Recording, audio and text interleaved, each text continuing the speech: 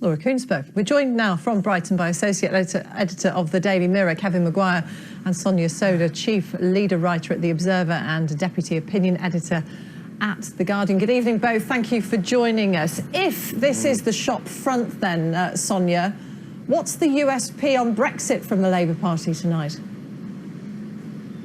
Well, I think that's the real question, really. What is Labour's policy? And you've seen the leadership very carefully craft, what is essentially still a fudge. They've moved some way, quite a long way actually in the last year, in backing a referendum. But they're still trying to hold back from saying, how would Labour campaign in that referendum? And you know, as we've just been hearing from Laura Koonsberg, there's a lot of pressure from members, from parliamentarians, from Labour activists, for the party to shift to saying and being very clear, if there's a referendum, we will campaign for Remain. But so far, the leadership is really resisting those pushes. And I think all will kind of become clear in the next couple of days of conference as to whether delegates on the conference floor manage to drag the leadership to a position of supporting Remain wholeheartedly in a referendum. Kevin, there's supposed to be a compositing meeting tonight to sort out what they really think about Brexit. I think 90 people are going to be attending, so it'll probably be quite a noisy affair. But why would the EU give Jeremy Corbyn, if he were Prime Minister, a new deal if Remain would be on the referendum paper anyway?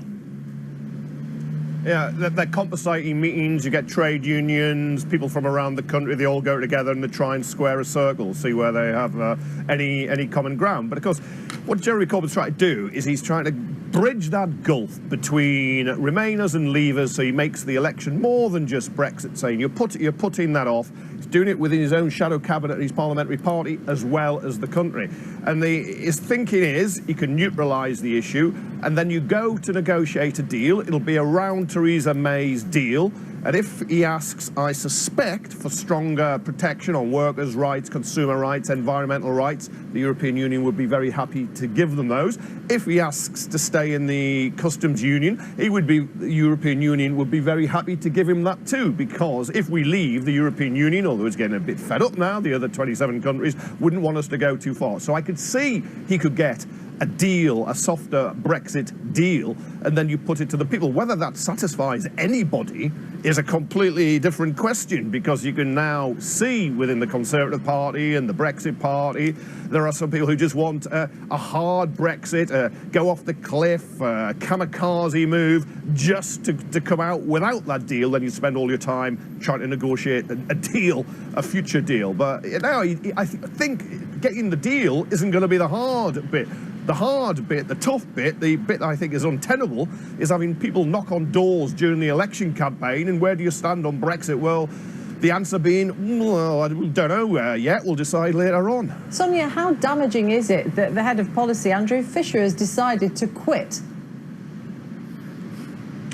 Well, I think, this is very much a sort of Westminster bubble issue, in the sense that, if you're a voter sitting at home, you'll never have heard of Andrew Fisher.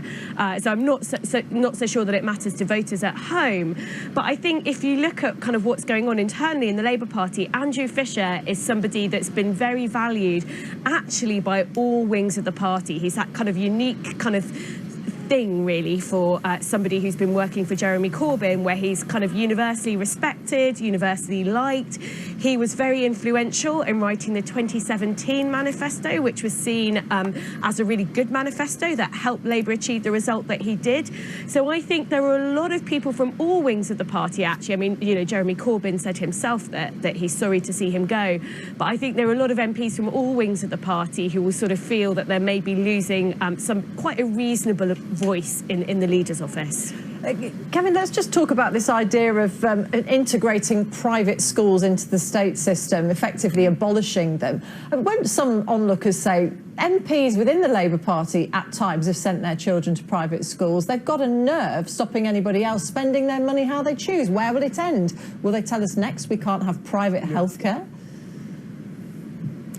Yeah, some people will say that, actually, and the finger will be pointed, the hypocrisy charge will be fair in some cases, but the wider picture is if you want to spend money on educating your kids, you'll still be able to do it, but what you won't get is about £2 billion worth of tax relief. VAT will be put on school fees. The business rates, 80% cut for private schools, will no longer exist. And that, remember, Michael Gove, a former Tory Education Secretary, backs that. More controversial is taking the assets, the playing fields, the buildings, and trying to use them for other kids. But you've got to remember, it's about 6.5% of kids go to private schools.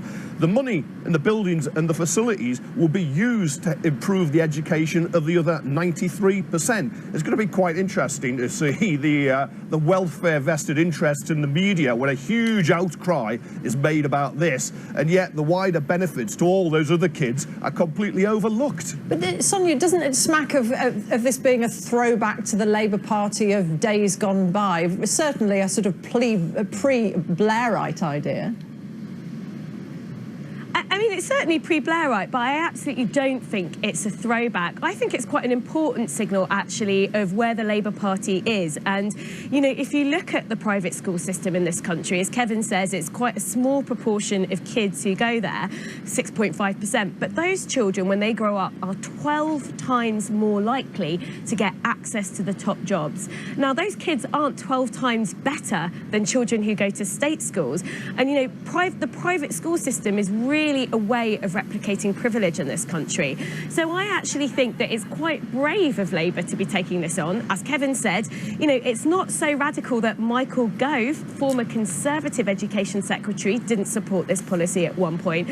So I kind of say good on Labour. And as to the hypocrisy point, I think, you know, parents are always going to want to do the best by their kids. And there's lots of parents who've got the money. If they've got the money, they will want to send their kids to private schools. And you can't criticise them for that. But you should make it more difficult. It's why it's a government's job to change the system so it's much harder for parents to buy privilege for their children. You can't criticise parents for doing it if the option is there. Sonia Sodha from The Observer and Kevin Maguire from the Daily Mirror. Good to talk to you. Thank you very much. Thank you.